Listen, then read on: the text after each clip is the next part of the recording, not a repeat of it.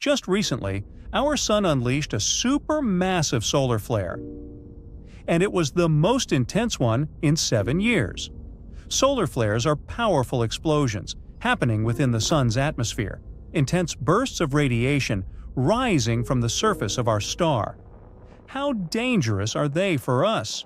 Let's figure it out. Solar flares can indeed affect life on Earth, disrupting everything from power grids to GPS. They can have an impact on spacecraft and astronauts.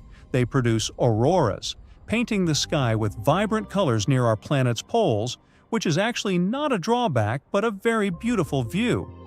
The most recent flare, part of a series of flares, was classified as an X6.3 event. This classification is based on the X-ray brightness of solar flares. There are 5 classes of solar flares, with A being the weakest and X the most powerful. Each class also has 9 subdivisions, from 1 to 9. The flare in question wasn't as monumental as the flares of September 2017. Those included an X9.3 and an X8.2. And still, it was an awe-inspiring display of energy. The flare stood out as the largest of its kind during the current solar cycle. A solar cycle is a period during which the Sun's magnetic field undergoes a complete reversal. One cycle usually lasts for about 11 years. At the moment, we're in cycle 25. It started in 2019 and is likely to last till 2030. The progression of the cycle has an impact on the star's activity levels. The Sun is quite tranquil when the activity is minimal, and at solar maximum, this activity reaches its peak.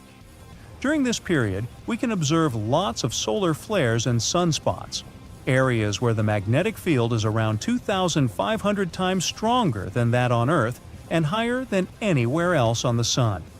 The particles ejected by solar flares take roughly 2 days to reach our planet. They often ignite auroras. During the most extreme solar events, these auroras can be seen not only close to the poles but also further away. Solar flares and related coronal mass ejections can pose a threat to our world that heavily depends on technology. The problem is that high-speed solar winds emanate from coronal holes. Those are openings in the Sun's magnetic field where streams of solar winds rush out of the atmosphere of our star. The plasma in these regions, with coronal holes, is cooler and denser than in other parts of the Sun's corona. Insanely fast, solar winds can worsen the situation, impacting our technology and leading to greater disruptions on Earth. You've probably seen headlines like, "Solar storms of 2025, Earth's doomsday is coming." They cause anxiety and panic. Totally unnecessary. It's true that the Sun is entering a period of increased activity, which will culminate in July 2025. But these claims about doomsdays, apocalypses, and absolute destruction are not based on scientific facts. Solar storms are just a natural phenomenon, and while they do affect our planet, experts don't expect any catastrophic events to occur even in 2025. Our power grids, communications, and GPS navigation may end up somewhat disrupted. However, the severity of the situation will depend on the direction and strength of the storm. That's what you need to know about the upcoming events. Since solar cycle 25 will most likely peak during that period, there will be more chance of observing solar flares and coronal mass ejections, CMEs. Earth might witness disruptions at different levels. Solar flares will likely interfere with radio communications and GPS navigation. And CMEs, which impact Earth's magnetic field, may trigger geomagnetic storms, potentially leading to power outages and satellite damage. We should be aware of the potential consequences of these cosmic events and take precautions like having backup power sources. But it's crucial to avoid panic. NASA and NOAA, National Oceanic and Atmospheric Administration, regularly provide updates on space weather. They actively monitor the Sun, and you can stay informed through reliable sources. Electronic satellites suddenly go out of control. There are voltage surges across the globe. In some places, there's a complete blackout. Scientists have little data on this incredible solar behavior, so we're still unable to accurately predict how or when exactly the next geomagnetic storm will happen. One such event took place back in July 2012, but thankfully it missed us. Not by far, though, by a mere 9 days. Just to give you a glimpse of what nearly happened, I need to explain some astronomical basics. A solar storm is a series of effects we feel here on Earth after certain events occur on the Sun. Our star is nothing more than a huge ball of molten gases that are constantly moving around, so these events happen more often than you'd think. For a solar storm to begin, our Sun needs to emit bursts of energy. They're in the form of solar flares and coronal mass ejections. These two phenomena send electrical charges and waves of magnetic fields toward the Earth at an astonishing speed of about 3 million miles per hour. When these solar storms reach our planet, we can see northern lights display in locations close to the Arctic Circle. But they can also mess up satellites or other types of electronic communications. Some of these solar storms can be dangerous, and back in 2012, we came close to experiencing a very powerful one that could have had a serious outcome. The most powerful in as much as 150-plus years, based on research done by astronomers. But how did we manage to escape it? Did we have something to do with it, or was it just a pure coincidence? What we do know is that one of those coronal mass ejections did hit the Earth's orbit in late July 2012. Our planet had already left that specific location as it was on its scheduled trajectory around the Sun. So you might be asking yourself at this point, what if it didn't miss us? Turns out these intense solar storms are dangerous to all sorts of technological objects. Given we are now literally surrounded by electric objects, from our phones to our cars, try to imagine what would happen if they all stopped working all of a sudden. And here's how they work. Solar storms start with an explosion, or a solar flare. Then X-rays and UV radiation travel to our Earth at the speed of light. Some of the side effects? Well, they can include radio blackouts and GPS navigation errors. The effects can continue as minutes, or at times hours later, energetic particles reach our atmosphere. They move only a bit slower than the speed of light, but they can electrically shock the Earth's satellites and damage their components. Lastly, about a day later, clouds of magnetized plasma reach us as well. They can cause huge power blackouts, more or less paralyzing everything with an electrical plug. We might not even be able to flush our toilets, since most water supplies in cities use electric pumps these days. The effects of these geomagnetic storms would be different around the world, though. Solar storms are curious by themselves, but why do they affect some locations on Earth more than others? Based on recent research, geology has a lot to do with it. But I need to take you back a bit to paint you the bigger picture. Buckle up, because we're taking a trip in the time machine to a time when the moon didn't even exist yet. 4.6 billion years ago, our solar system looked a lot different than it does now, and that's putting it lightly. Hundreds of new planets began to form around the new sun. Planets like our own Earth, Venus, or Mars were still hurtling around the cosmos. Back in the 1970s, an astronomer named Donald R. Davis developed a theory that said the moon was born when another planet hit a newly formed Earth about 4.5 billion years ago.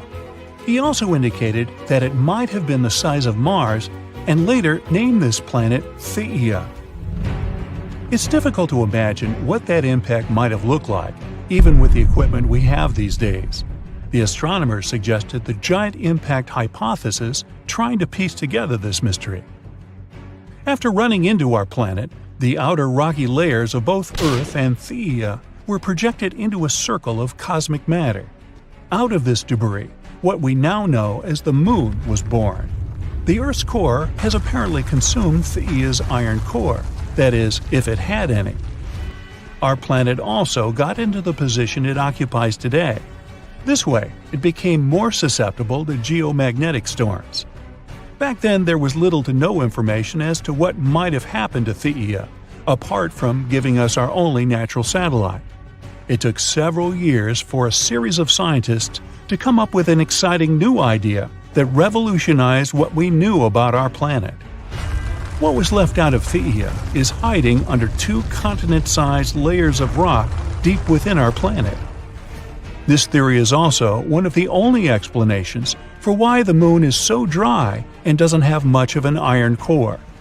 But why is geology so important when it comes to geomagnetic storms? Well, that's because recent data revealed that the type of rocks below your feet can affect how well your city adapts after powerful geomagnetic storms. Some types of rock, like sedimentary rocks for example, generally have more space filled with water, which makes them electrically conductive. Other types of rocks are denser and have more resistance when it comes to electricity. Whenever such a storm happens, people living in the New England highlands may have a higher risk of experiencing major disruptions. At the same time, those in the mid-Atlantic coastal plain have less to worry about, simply due to what's hidden beneath their cities. How did we know how scary these storms are? Well, this wasn't the first time it happened. Solar storms have dazzled the astronomer community for many years now. The most iconic event of this magnitude was the Carrington event, which happened way back in September 1859. It gave us a sneak peek of what the power of the sun is, to say the least. They named it after an English astronomer, Richard Carrington, who witnessed the solar flares himself. The power of that solar storm was something humans had never experienced before. The strong geomagnetic storm caused northern lights as far down south as the territory of Hawaii. On the morning of September 1, 1859, Richard Carrington made his way into his private observatory, located outside of London. He opened the observatory dome to have a complete view of the sky and directed his telescope to the location of the sun. He saw a bunch of huge dark spots that gleamed on the surface of our star. Shortly enough, Carrington noticed 2 enigmatic areas, intensely bright and full of white light bursting out from the sunspots.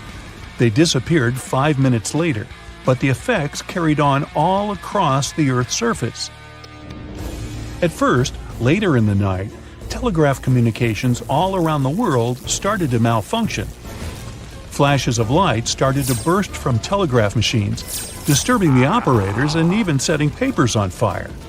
Brightly colored auroras started to appear in the nighttime skies all over the world, making confused birds chirp at night.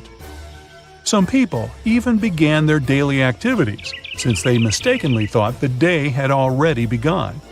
These days, our planet is laced with a mega information web, so the impact of such a solar storm would be even messier. Back in the 1800s, the telegraph system was just starting out, but this Victorian internet was an important way of sending news and private messages. Even in the United States, telegraph operators had noticed local interruptions because of thunderstorms and northern lights before. But the Carrington event and its effects were something they had never seen before.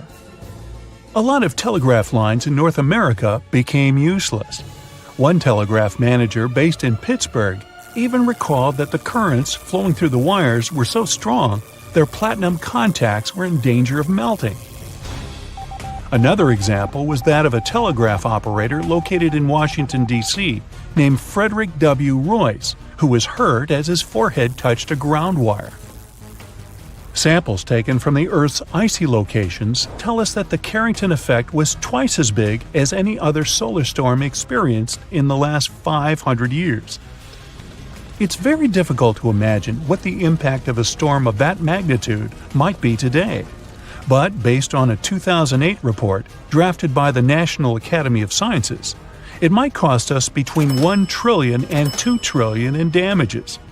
There are things we can do individually to help reduce the amount of damage, though, like buying a generator or installing a backup energy supply. This can be either a solar panel or a wind turbine. More so, we can equip our houses with surge protectors that connect to our electrical panels and can save us from lightning and other power surges. The simplest solution of them all? Just unplug all the devices you're not using at any particular moment. If they aren't connected to a power source, they can't be affected by any surges. Tidal locking is when a moon or a planet always shows the same face to another celestial body. I know I do. The moon, for instance, always shows one side to Earth. It doesn't matter if you use binoculars or a telescope, you'll see the same craters and plains every time. This happens with many big moons in space. Take Jupiter's moon, Io, or Saturn's moon, Enceladus. Even Mercury, which rotates 3 times around its axis for every 2 leaps around the Sun, is almost tidally locked to our star. Now here on our planet, the moon's pull creates tides on Earth, making the water rise about a foot. This pull also stretches the moon, making it slightly football-shaped.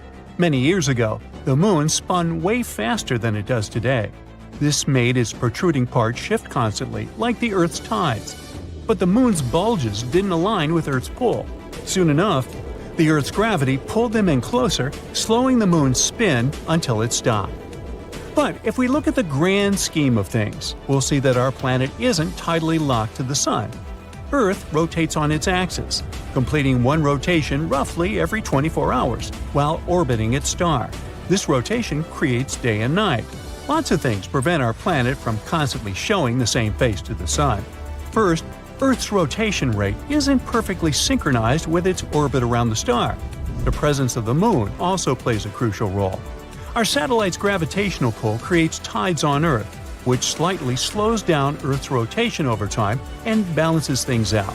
There's also quite an impressive distance between the Sun and the Earth, 93 million miles. So even if the Sun's gravitational force is intense, it's far enough away to prevent tidal locking. Now, what if space travel gets advanced enough that we end up visiting such a tidally locked planet, one that is constantly trapped between 2 extremes, eternal darkness and constant sunshine? We can gather some data by figuring out what would happen if the Earth suddenly stopped spinning on its axis. Bad news is, the consequences would be devastating. Right now, we're all moving along with Earth's rotation, even if we don't feel it. If the planet stopped, everything on its surface would be launched eastward. People, buildings, and natural features hurtling sideways at high speeds. Afterward, the remaining high-speed winds, still rotating nearly as fast as the planet, would damage its surface, acting as a cosmic nail file.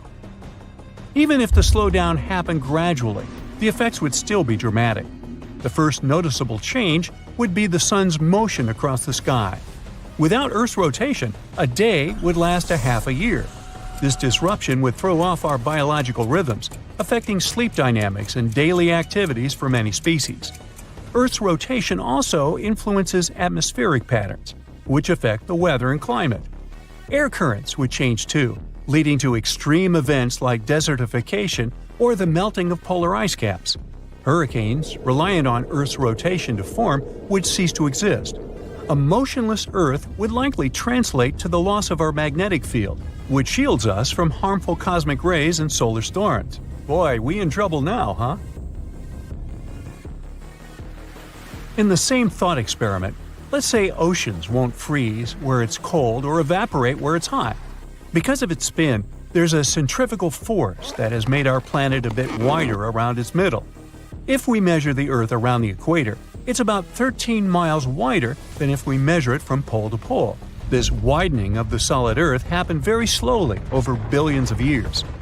But the liquid water in the oceans would move more easily. Because of the spin, the water around the equator is about 5 miles higher than it would be on a still planet. If the Earth stopped spinning, the oceans would start moving towards the poles. At first, only some areas around the equator would become land. But eventually, a big continent would form in the middle, like a belt. You could walk around the Earth at the equator without getting wet, even though it would be really cold on one side and really hot on the other.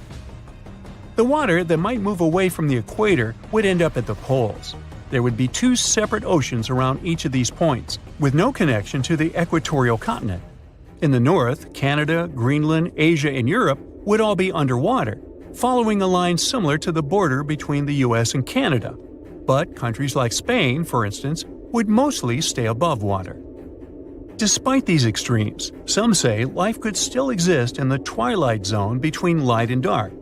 If we could draw it, it would be this softly illuminated region, looking like it's always on the brink of a sunset. This in-between domain could potentially offer the ideal conditions for life, with temperatures balanced between extremes. The planet would end up resembling an eye. Its sunward-facing hemisphere would look like a parched pupil, encircled by a blue-green iris, the place with lots of water and vegetation. Now, it's not all that grim. Since there's liquid water on our planet's surface, sunlight could turn it into clouds that could help us control the temperature should it stop spinning. Also, the way heat moves around in the air could make the climate nicer overall. Winds could carry warmth from the sunny side to the dark side, similar to how ocean currents warm up Europe and cool down Africa. Plus, the way gases move in the air might stop a planet from getting stuck facing one way all the time. Venus, for instance, should be locked in place facing the sun, but its atmosphere helps keep it turning. Our planet might end up pulling a similar trick. Rainfall on a tidally locked planet could further regulate temperatures, especially if there's enough land. On Earth, rain interacts with rocks, trapping carbon and cooling the atmosphere. This process could also help manage carbon dioxide levels. If we were to prepare for a tidally locked world, the Sahara Desert would be a good place to start the boot camp. Located in North Africa, it is the biggest hot desert globally. It covers a vast area from the Atlantic Ocean to the Red Sea and from the Mediterranean Sea to the Sahel region. During the day, the temperatures get really hot, up to 122 degrees Fahrenheit, and at night, it can get as cold as 41 degrees. That is a wide swing. You might stumble upon a sandstorm here and there, but rain is very rare. When it does happen, though, it's intense and can cause flash floods, making the area dangerous. Despite the tough conditions, some animals manage to survive here. One such creature is the Kenneck fox, which is the smallest fox to exist on our planet. It has big ears that help it handle the heat, and its environment stretches from Morocco to Egypt, and even down south to northern Niger and east to Kuwait. It eats whatever birds, insects, and rodents it can find in the sand. As for the coldest place on Earth, data suggests it's located in the eastern Antarctic Plateau. Research indicates that the air temperature there can drop to minus 137 degrees Fahrenheit. Now, if we need to find animals that have adapted well to living in refrigerator with built-in ice maker-like conditions, we just need to look at the emperor penguins. They gather in tight groups, sometimes with huge numbers of these birds, to keep warm. They can't stay in these huddles for too long, though, because they get too hot. Scientists found out in 2015 that it can get as hot as 100 degrees Fahrenheit in the middle of the penguin mosh pit. These birds are the only animals that produce offspring during the Antarctic winter. They travel quite far, somewhere around 50 to 100 miles, to lay just one egg. While the dad keeps the egg warm for about 2 months, mom goes back to the edge of the ice to find food. It's a routine that usually works well, as long as the weather is consistent. Okay, I officially give up on the hope that the moon is made of cheese after all. Wow, not even Gouda. The shiny lunar ball, or a curved banana, or half of a coin, depending on what phase it's in, has different layers inside, just like Earth. One of these layers is called the inner core. About 20 years ago, scientists were observing how the moon rotates. Using that data, they concluded that it had a fluid outer core. But the inner core was hard to study, so they didn't know if it was solid like a rock or molten like a hot liquid. But things are clearer now. Astronomers have collected data from different missions, including the Apollo missions, where astronauts went to the moon and gathered information themselves. Plus, they've used a special technique called seismic data. This method is all about studying how sound waves move through things. Take earthquakes on our planet as an example. When an earthquake happens, it creates waves that travel through the ground. Scientists can detect and analyze these waves to learn more about Earth's interior. The same idea can apply to other objects in our solar system, or planets, or, in this case, the moon. When quakes or moonquakes happen, They generate sound waves, and by carefully listening to and studying these waves, scientists can create a detailed map of what's inside the object. They can figure out things like different layers, what they're made of, and how they're arranged. To check the moon's deep interior, scientists also use something called laser ranging. This method measures the distance between the surface of the Earth and the moon very precisely. And ta-da! Our natural satellite's inner core is a dense, solid ball made of iron, just like Earth's. It's about 310 miles wide, which is nearly 15% the size of the entire moon. Researchers also have stumbled upon evidence that supports the theory that the layer between the moon's surface and its core, called the mantle, has been moving around as the moon evolved over time. This movement is something we call lunar mantle overturn, and it could explain why we find elements rich in iron on the lunar surface. Mantle material ends up being carried upward, and the volcanic rock remains in the moon's crust. Some of the materials in this rock were too dense, like me, so they just sank back through the lighter crust material all the way to the core mantle boundary. It's like a cycle where the moon's mantle material goes up during volcanic activity, carries iron-rich elements to the surface, and then sinks back down. There's another mystery scientists have been trying to solve: what caused the moon's magnetic field to weaken and nearly disappear over time? It seems that now that we know about the iron core and the global mantle overturn, we might get some more answers about the moon's magnetic field. Knowing what the inner core is like can help us better understand the moon's history as well as the history of our entire solar system. Now, one of the theories that's widely accepted about the origin of the moon says there was a massive collision between Earth in its early stages and another mysterious object in our solar system. It's called the Large Impact Theory, and this collision was so strong it ripped off a big chunk of the primitive molten Earth. I mean, not so big compared to what's left. If you put a US nickel next to a green pea, you get a good idea of how big our planet is compared to the moon. Now, this chunk was set into orbit around our planet, and this might have happened about 95 million years after our solar system formed. The object that collided with Earth could have been about 10% the mass of our home planet and roughly the size of Mars. Well, it makes sense. Earth and the Moon do have similar compositions after all. Of course, there are other ideas about how the Moon formed. One says that the gravitational force of our planet captured it. This means that the Moon was just an object innocently passing by when suddenly it got attracted and pulled into Earth's orbit. There's even a hypothesis that Earth stole the Moon from Venus. Ooh. In that case, the Moon shouldn't complain. I guess the view is way better here. So yeah, the Moon and Earth are similar when it comes to rocks and some minerals. But the Moon doesn't have the same atmosphere as our planet. Its atmosphere is thin and consists of some weird gases that include potassium and sodium, which is not something you can find in the atmosphere of Mars, Venus, or Earth. And the rocks on the Moon don't contain water. But that doesn't mean there's no water at all up there. A long time ago, in the 17th century, astronomers saw large dark spots on the Moon's surface. One of these astronomers thought these spots looked like oceans, and he called them maria, which means seas in Latin. Other astronomers also made maps of the Moon, and they used the term maria to describe these dark spots. For example, Mare Tranquillitatis translates to Sea of Tranquility, where Apollo 11 made its touchdown. But it seems those dark spots are not actually oceans. They are plains made of hardened lava that erupted long ago. These volcanic eruptions left behind smooth flat areas called basalt plains. In the late 1800s, one sky watcher studied the Moon and found it didn't have an atmosphere. Without an atmosphere, there are no clouds and no air to keep water from evaporating. So scientists thought that any water on the Moon would just disappear right away. They believed the Moon was totally dry. But then, in 1961, one physicist had a different idea. He pointed out there could be water on the Moon in special areas called permanently shadowed regions. These are spots on the Moon where the sun doesn't shine, so they stay dark all the time. water ice could exist in these dark areas because they're extremely cold and the ice wouldn't evaporate.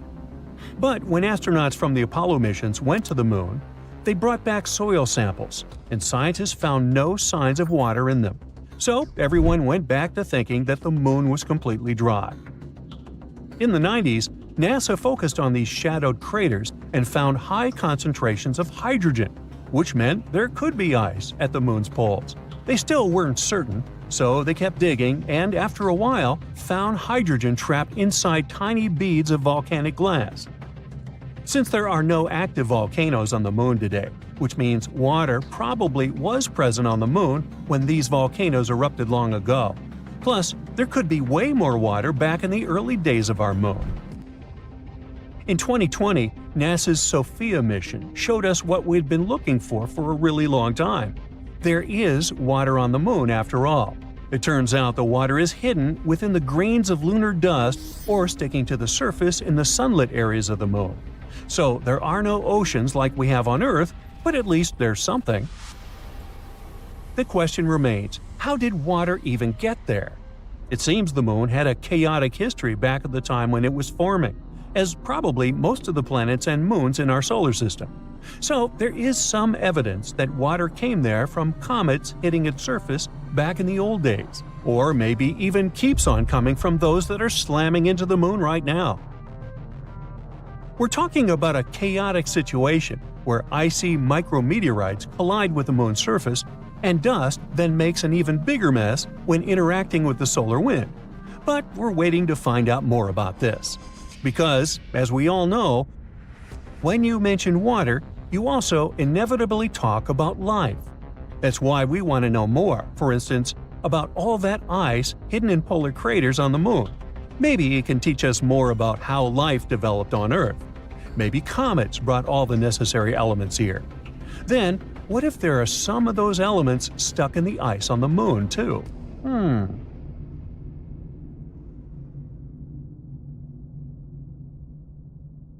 The first trip intending to land on the moon made by human mammals took 3 days, 3 hours, and 49 minutes. The Apollo 11 astronauts needed to travel some 240,000 miles to get there. Their plan was to touch down on a place on the moon called the Sea of Tranquility because it had good visibility and the terrain there was pretty smooth. Well, up until the last few moments of the flight, when all these big craters appeared that they had to avoid, they finally landed with just 30 seconds of fuel left. Ooh, that's called cutting it close. Hey, how would you like to land in your jetliner with only 30 seconds of fuel left? So, now you know. Later that day, July 20th, 1969, Neil Armstrong stepped onto the lunar soil, saying, "That's one small step for a man, one giant leap for mankind." The astronauts were planning to sleep before the first moonwalk, but they chose to go outside earlier than scheduled. They obviously couldn't sleep. I mean, could you? Since that first visit, our lunar satellite has accumulated quite a collection of memorabilia from Earth. Let's look at some of the most important and weird stuff that humans have left on the moon. Take footprints, for starters. I know they're not technically objects, but the marks left by Neil Armstrong and Buzz Aldrin do show that humans have been there, just in case someone or something else drops by. Since the moon doesn't have any wind or rain, the footprints should still be relatively untouched. NASA put in a lot of effort to make sure these footprints stay protected, as well as the location of the initial moon landing.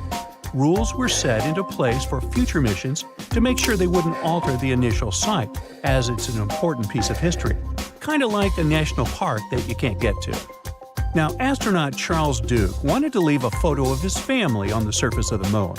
If that didn't make him the best dad ever, I don't know what would. He did take his family to the moon, right? On the back of the picture, he wrote that he had come from Earth. He also added the date when he landed on the moon, which was April 20th, 1972. Now, there's a good chance that his family is no longer visible in the picture today. Because of the exposure to strong solar radiation, the colors in the photo have likely faded away by now. To this day, Charles Duke remains the youngest person to visit our moon. He was 36 years old at the time of his mission. Now, there are many flags on the surface of the moon too, but the flags left there must have had a similar fate to Duke's photo. They're most likely discolored by now. During each lunar landing, a flag was planted as a tradition started by Apollo 11. This tradition continued with all future Apollo missions. The flags were made using metal poles to stretch the flag out so they could be seen on the moon. But since there's no wind, they never move. Back in the 1600s, astronomer Galileo Galilei dropped two objects of different weights from the Leaning Tower of Pisa to show that the speed of the fall would be the same. In 1971, astronaut David Scott repeated the experiment on the moon and proved Galileo's theory correct. He dropped a feather and a hammer at the same time, and as predicted, they both landed on the moon's surface simultaneously. Fun fact, the feather came from the Air Force Academy's Falcon mascot named Baffin, with its permission, of course. These objects were both left on the lunar surface. Now, what about art pieces on the moon? We've left some of those out there as well. The Fallen Astronaut sculpture was made by a Belgian artist and left behind by the astronauts of the Apollo 15 mission. It was a small statue requested by David Scott, the head of the mission. Scott said the statue was to memorialize the astronauts and cosmonauts who gave their lives for the advancement of space exploration. Meanwhile, astronaut Alan Shepard even played some golf on the moon during his mission on Apollo 14. He brought a golf club head, yes, he got permission first, and attached it to a tool. Then he tried to hit two golf balls. Hey, it's hard to do in a clunky spacesuit. He did better on the second one. It's safe to say that he didn't bring the golf balls back, and they should still be there on the moon. There's yet a message from Queen Elizabeth II there. The monarch prepared a message which accompanied Neil and Buzz to Tranquility Base during the Apollo 11 mission. It was written on a tiny disc the size of a coin and also featured messages from over 70 other leaders from all over the world. I'll bet the printing was really small. Her message said she was proud of the astronauts and their accomplishments and hoped their journey would benefit all of humanity. The disc was then placed where Armstrong and his team first landed on the moon. After they returned, they met the Queen at Buckingham Palace. Their encounter was memorable too. Neil Armstrong almost couldn't speak to the Queen at all because he had a cold. Another astronaut named Mike Collins was so nervous about the protocol, he almost fell down the stairs. Now, some objects that exist today on the moon weren't left there on purpose. One of the most interesting moments of the Apollo 11 mission was when Neil and Buzz were getting ready to go back to Earth. They had to chuck everything they didn't need so they wouldn't be weighed down at liftoff. They also needed to store all the rock samples they had gathered from the lunar surface. This created a toss zone that archaeologists could potentially study one day. Waste like this acts as a timeline for Earth's history, but it can also help us understand what happens to objects that spend a lot of time on the surface of the moon. Now, most astronauts became pretty sentimental when strolling on the lunar dust, and who could blame them? They were thousands of miles away from their families. So that's why, in 1972, NASA astronaut Eugene Cernan wrote his daughter's initials, TDC, in the dust on the moon, and gave a speech before leaving. He said, "We leave as we came, and hopefully will return with peace and hope for all." Unfortunately, this marked the end of the Apollo lunar missions. Technically, his daughter's initials should still be there on the surface of the moon, just like all the astronauts' footprints. Can you believe it's been more than 50 years since people started exploring the moon? No worries though, as NASA's been preparing for future lunar explorations for quite some time. This new mission is called Artemis, and it aims to build some sort of settlement out there. This way, the moon can be studied in safe conditions for longer periods of time. For starters, NASA launched Orion, a spacecraft without a crew on board, to orbit the moon and come back to Earth. This was a test drive. Before NASA transports people to the moon again using newer technology, all safety measures need to be worked out and confirmed. But one day soon, Orion is going to take astronauts back to the moon. One cool thing about this spacecraft is that it comes with a launch abort system, which is meant to keep astronauts safe in case something goes bad during the launch. It also features a special service module, which is like a battery that fuels and propels Orion through space. It also supplies astronauts with water, oxygen, and power, and provides temperature control. But Artemis also looks to build a long-term human settlement on our satellite somewhere around the 2030s. However, searching for a cozy place on the moon isn't as easy as you'd think. Thankfully, NASA specialists produced an ingenious idea. They found some lava tubes on the surface of the moon, and they have pretty steady temperatures inside. The main problem with the first moon landing back in 1969 was extreme temperature fluctuations. So these caves might be the perfect solution. Not only is the temperature in there suitable for humans, but they could also help shield astronauts from cosmic rays, solar radiation, and meteorites. It's also good news that we have similar structures here on Earth. Before we get back to space, we can study them to better understand those found on the moon. Here on Earth, these holes form once the top of a stream of lava solidifies, and the molten rock inside drains away, creating this tube. You step on the surface of the moon. It's unusual. You definitely feel lighter here, and it's easier to walk. You decide to check out that obsessive idea of yours. Jump on Earth's natural satellite. And even despite your bulky spacesuit, you literally fly up into the air. Woohoo! Anyway, you continue your walk on the surface of the moon when you feel something strange. The ground under your feet is it shaking? It feels as if an earthquake has just started on the moon. But that's simply impossible. Or is it? Surprisingly, your gut feeling hasn't let you down this time. Moonquakes do exist. In fact, there are 4 types of moonquakes that are strong enough to be detected from a large distance. There are deep moonquakes occurring more than 430 miles below the surface. Then there are meteoroid impacts. Thermoquakes occur when the frigid lunar crust expands. It happens when the morning sun illuminates the satellite after a 2-week-long deep freeze lunar night. And there are also shallow moonquakes. They're the only ones that are similar to earthquakes on our planet. Shallow moonquakes happen 12 to 19 miles below the surface, and they're the most powerful and dangerous. Between 1972 and 1977, the Apollo seismic network recorded 28 such moonquakes, and some of them measured more than 5 on the Richter scale. On Earth, such an earthquake is strong enough to crack plaster and move heavy furniture. Plus, shallow moonquakes are very long-lasting in compared to earthquakes. Once they get going, they can continue for up to 10 minutes. As for the average earthquake, it typically continues for 10 to 30 seconds. Scientists are still not sure what causes shallow moonquakes, and even where exactly they occur. One of the theories is that moonquakes happen at the rims of large, relatively young craters that probably slump from time to time. Interestingly, the Moon and Earth aren't the only places where earthquakes occur. No?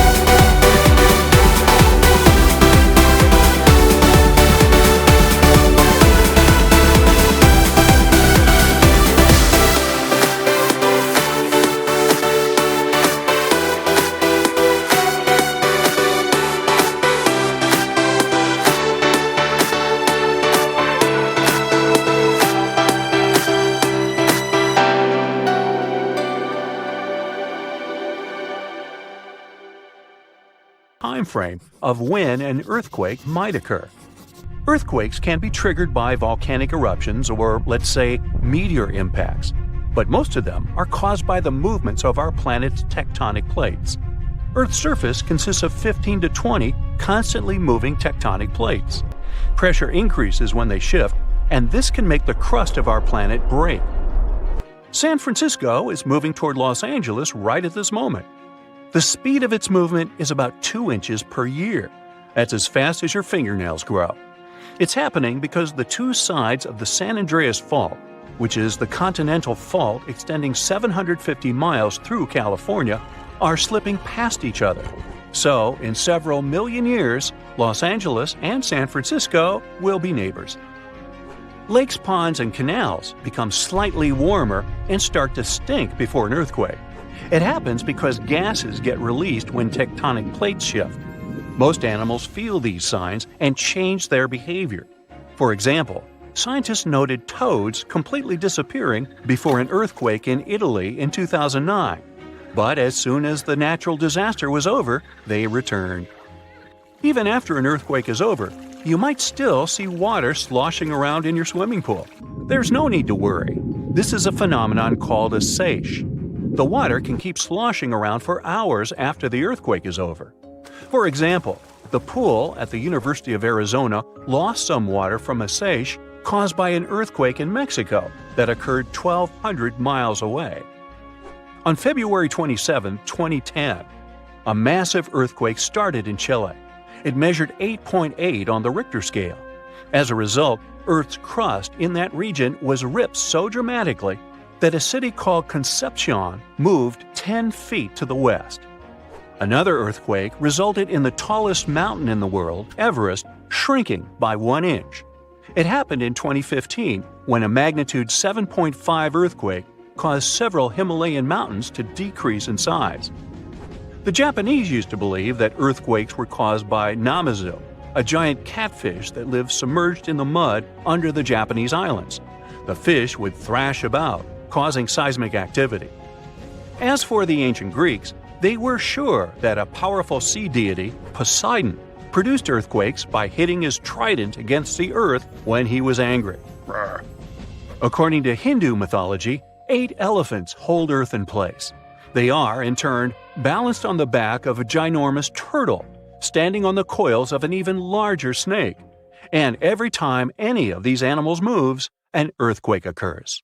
So tonight, go out and look at the moon through a telescope, and you'll see many craters. No one still knows how they appeared there. Some of them have formed recently. Scientists have discovered a double crater on the moon that appeared for a strange reason. In March, a rocket crashed into the moon, and no one knows who owned it and why it left such a trail. If a regular rocket had fallen there, it would have left one hole. A standard space rocket has a heavy engine on one side and a lighter fuel tank on the other. But this time, there had to be 2 heavy sides on one rocket to leave a double crater. That's strange. No one knows what it is, and no one has claimed to be the owner. It was probably part of a large 3-ton rocket. This piece had been flying in space for several years. At first, astronomers thought it belonged to SpaceX, but the company denied this claim. Also, they thought that China had launched the rocket, but this was also wrong. In the near future, NASA experts hope to find out the truth. The problem with tracking such rockets and space debris is that this is quite expensive. Companies don't want to spend too much money on it. But soon, this will change. People will have to spend billions of dollars to monitor garbage or destroy it, since it's getting too crowded in space. Space companies will have to solve this problem, as it poses a serious danger to satellites and spacecraft. Just take a look. There are millions of pieces of satellites and rockets flying in space. Some of them are the size of a basketball, others are as tiny as a raindrop. The total weight of all this debris is about 9,000 tons. This is almost 2,000 tons heavier than the Eiffel Tower. Okay, all this garbage is floating there, so what? The problem is that it's not just floating, it's moving at a speed of 17,500 miles per hour. A tennis ball will fall apart into several pieces at such a speed on the surface of our planet because of air resistance. But there's no air in space. Nothing prevents a tiny piece of metal from reaching a speed 20 times faster than the speed of sound. A piece of paint at this speed can easily damage the casing of a spaceship. Once, several shuttle portholes were replaced because of the damage caused by flying chunks of paint. Now imagine what a piece of metal the size of a basketball can do to a spaceship. It could bring down the International Space Station. Many satellites were destroyed by space debris that crashed into them, and when those satellites exploded, they burst into thousands of small parts, which also turned into dangerous flying objects. For example, in 1996, a fragment of a rocket damaged 10 years earlier crashed into a French satellite. In 2009, a failed spacecraft destroyed another commercial ship. As a result of the collision, about 2,300 tracked fragments appeared, as well as lots of tiny untracked ones. Today, satellite operators receive warnings about potential collisions with space debris, but these messages are often either inaccurate or reach the operators too late. Imagine that a screw is flying at great speed toward your satellite. You'll hardly have time to dodge it. Perhaps it won't hit your satellite at all. This uncertainty makes these warning sensors useless. The problem becomes much more serious when it concerns the ISS crew members. A durable spacesuit can't guarantee protection from flying debris, and the station itself is too large to save itself from big objects by dodging. To keep astronauts safe, scientists have a catalog of things that are the size of softballs or bigger. They monitor thousands of fragments and analyze their trajectories, material, and dimensions. Next, they use the pizza box method to dodge garbage. This is the unofficial name for an imaginary square that is used to calculate the risks of a collision with space debris. So imagine a giant pizza box. It is 2.5 miles deep, 30 miles wide, and 30 miles long. Now put the entire International Space Station in this box. Yeah, okay, you can have it with pepperoni. Anyway, if some space object is heading toward the edge of the box, the crew will begin to develop a plan of action. The box's radius is quite large compared to the station, since it's difficult to calculate the debris' trajectory. If there's a chance that something might approach the box, then it can also damage the station. When operators receive a signal about approaching debris, they analyze it. Depending on the data received, the crew begins to act in a certain way. If it's something small and heading for some part of the ISS, the astronauts should evacuate from this part, and after that, they'll do repairs there. If something big is approaching, the entire station can perform an evasive maneuver with the help of the engines or a docked spacecraft. One such trick required about 5 hours of hard work. The station is a big, clumsy ship, so it's important to know about the threat in advance. From 1999 to 2020, the ISS made 29 maneuvers to avoid collisions. 3 of them occurred in 2020, and there will be more since the amount of garbage increases.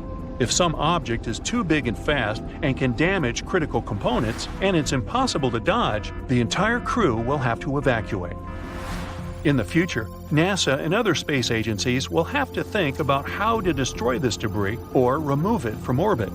One option is catching everything with extensive space nets. One agency suggested developing a solar sail that clings to debris and propels it to a low orbit. Another wanted to use an electrodynamic cable to slow down the speed of space debris with a current. This maneuver will cause space garbage to move toward the surface of Earth and burn up in the atmosphere. But what if one of these pieces still reaches the ground? Even now, many satellite parts fall on Earth. Fortunately, this is not so dangerous. The probability of cosmic garbage falling on your house is minimal. In addition, 70% of our planet is covered with water. Of the remaining 30%, only 3 to 10% are occupied by people. Almost all space debris falls into the ocean or unpopulated parts of dry land. But let's say some part of a satellite damages your property. In that case, the company that owns this space object will cover the losses. Such cases are rare and occur because of accidents in orbit. But sometimes, companies intentionally abandon their satellites. If a spacecraft is out of order, they turn it off and use the remaining fuel to slow it out of orbit and drop it in a safe place. Almost all such objects fall in the region of the spacecraft cemetery. It's located at the most remote point on Earth, Point Nemo. It's in the southern Pacific Ocean, east of New Zealand. The nearest island is more than 1,000 miles away. The distance to the International Space Station is much smaller. It's challenging to get to this place since no ships travel there. That's why most satellites end up in that area. It looks like an endless sea. The ocean there absorbs explosive waves of any power without consequences. Even if some fallen ship or rocket causes a giant wave, it dissipates long before it reaches dry land. Fish and other marine creatures are also not at risk. Point Nemo is one of the least inhabited areas on Earth. Underwater currents carry nutrients through the ocean, and tiny living creatures such as phytoplankton and other organisms feed on them. But these currents don't reach Point Nemo. Another way to deliver nutrients in the ocean is wind, but there's almost no wind at Point Nemo. This place doesn't have enough food to let large life forms develop. Just imagine how lonely and silent it is there. Sometimes a broken rocket breaks this silence, crashing into the water at great speed and descending to the seabed, where thousands of other satellites are waiting to welcome it. Back when Apollo missions were launched, astronauts returning from the moon claimed that moon dust, the gray sand-like dust covering much of the satellite surface, smelled and tasted, yes, they actually tasted it, like gunpowder. What the stuff moon dust is made of is nothing like gunpowder. About half of its composition is silicon dioxide glass from impacts with meteorites. They hit the surface of the moon at incredible speeds. Whoa! The high temperature makes the topsoil fuse into glass, and the impact shatters it right afterwards, creating the gray and clingy dust. The rest of moon dust ingredients are minerals such as iron, calcium, and magnesium, while old-fashioned gunpowder consists mainly of saltpeter, charcoal, and sulfur. In other words, moon dust shouldn't smell like gunpowder, but it does. Besides, when astronauts brought samples of it back to Earth, there was no smell left at all. One explanation could be that the moon is similar, in a way, to Earth's sand deserts, like the Sahara. It's extremely dry and arid. When you sniff the air in a desert, you don't smell anything. But if you get caught in the rain there, the moisture will raise all kinds of odors from the ground that were previously trapped in the dry sand. With moon dust, it might be similar. While on the surface of the moon, it doesn't smell at all. Not that the astronauts could sniff at it wearing their spacesuits, though. But when brought back inside the landing module, the dust came into contact with moisture in the air and started emitting its strange odor. Another reason for this could be a reaction of moon dust to the solar wind. Ionized particles from the sun hit the bare surface of the moon and stay there. There's no thick atmosphere to protect it from those ions, so they travel freely right to the ground.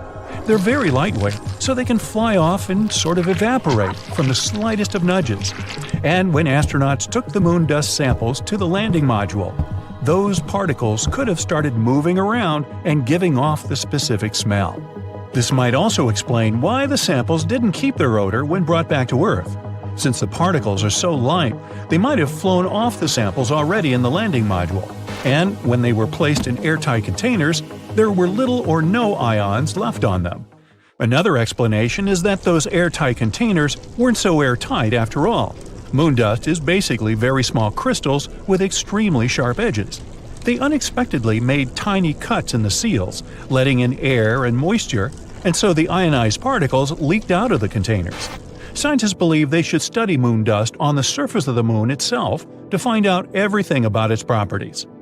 Now, there are hundreds of thousands of craters on the surface of the moon made by falling asteroids, but one of them drew a lot of attention. It turned out to not be just an impact crater, but a tube, looking most like an entrance to a cave system. Scientists found a specific echo pattern that suggested there was a hollow area beneath. They discovered more echo patterns at a couple of places near the hole, so there could be more lunar tubes there. But in this big tube, you could place an entire football field. Researchers believe there could be an entire geological wonderland under the surface. It could be a good shelter for astronauts landing on the moon, or even be a harbor for a lunar colony. No one ever managed to stay on the moon for more than 3 days because of the conditions on the satellite. Wide range of temperatures, low atmosphere, no magnetic field would protect life on the surface from things like radiation or solar wind. Astronauts wear spacesuits. They can't protect them over long periods of time, but a lava tube could. When a lava flow cools, it gets a hard crust, which later thickens and creates a roof over that same lava. It continues to flow, but when it stops, the channel can drain, and that's how an empty tube appears.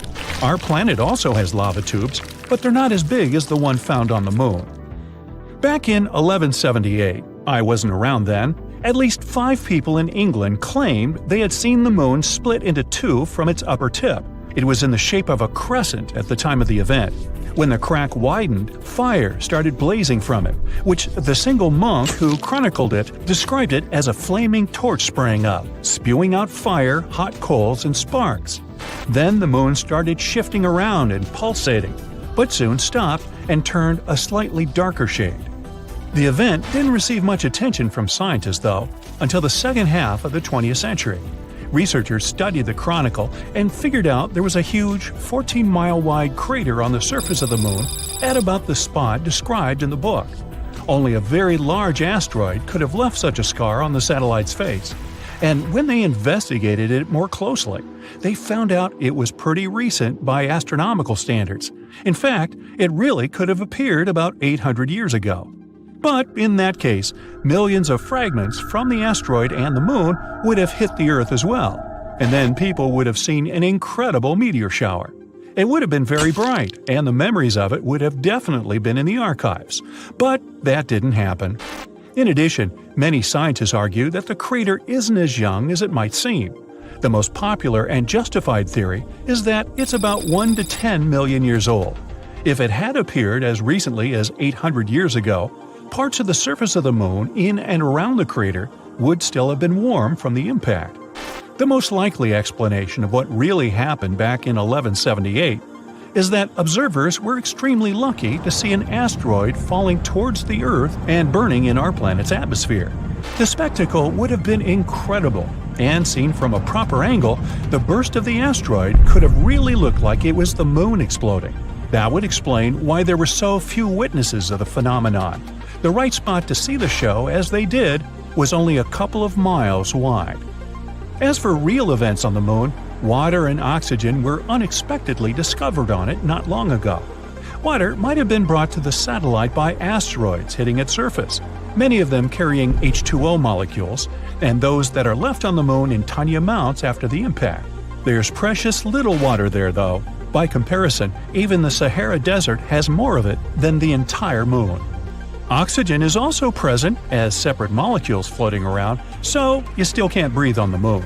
Solar wind brought them there. Waves of energy from the sun travel at extremely high speeds through space, scrape oxygen from the upper parts of our atmosphere, and carry it further. Eventually, the wind with the oxygen molecules reaches the moon. And that's where something incredible happens. The moon starts rusting. There's plenty of iron in the lunar soil, and when it's exposed to oxygen and water, it naturally rusts. Some parts of the moon have actually already turned slightly reddish. They're regions where there's the highest concentration of molecules. If this process goes on long enough, in the distant future, the moon will look like Mars. It will turn orange-red. Yes, the signature color of Mars came exactly from the corrosion that began there thousands and thousands of years ago, when there were rivers and seas with water and an atmosphere with oxygen. Another unusual phenomenon is the blue and red lights on the moon. They can be seen when it's crescent-shaped. The flashes come and go very quickly, almost like lightning. And in fact, that's what they basically are, electric bursts. Tidal forces are to blame for this. They cause mechanical stress buildup in the rocks. This can produce an electric field, which creates the blue flashes that have surprised many amateur astronomers. But still, they're so far